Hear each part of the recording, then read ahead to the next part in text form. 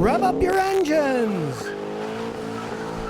Today I'm going to help you decide which car should you buy. Now, I've been working on cars for 50 years, so I know what cars used to be good, what cars aren't good anymore, and which cars have been good most of the time. But there's only one me. If you're looking for an honest mechanic to tell you in your area, you might end up like Diogenes, spending your life with a lantern in the vain search for an honest mechanic, and you can't find one. So I'm going to give you a couple of rock-solid tips to find out whether a vehicle you're looking at is a good vehicle and it's worth buying, or one that you should run away from. First, don't pay any attention to these awards that they give to models of cars. Many of them are given by advertising companies. They get paid to say their client makes good cars. Don't pay any attention to that stuff. But there is information you can trust, like Kelley Blue Book. You can look up the value of cars. And if you find that the car's value plummets as it gets older, it's not a very good car.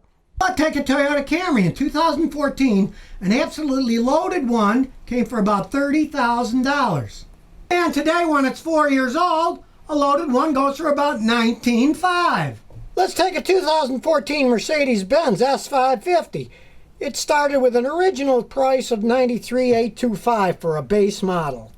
But now that it's 4 years old, it goes for $44 to $52 grand with an average of about 51.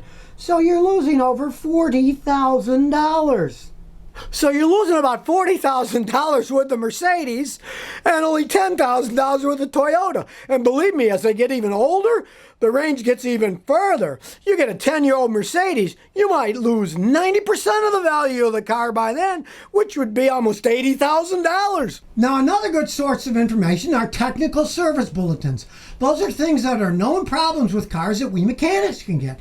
Now, look at a 2010 Land Rover. See how many of these technical service bulletins there are. As we pan down and start scrolling down, there's a whole bunch of them. Actually, there's 163 on this model. Now we'll check out the technical service bulletins for 2010 Ford Fusion. And as you can see, as we scroll down, there's a whole lot less of them. There's only about 50.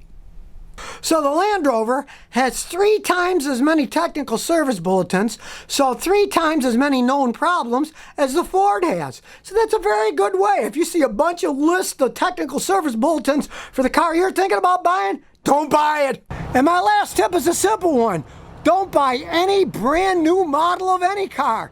You never know if they made any mistakes. I've seen cars that they might not fall apart for 2 or 3 years.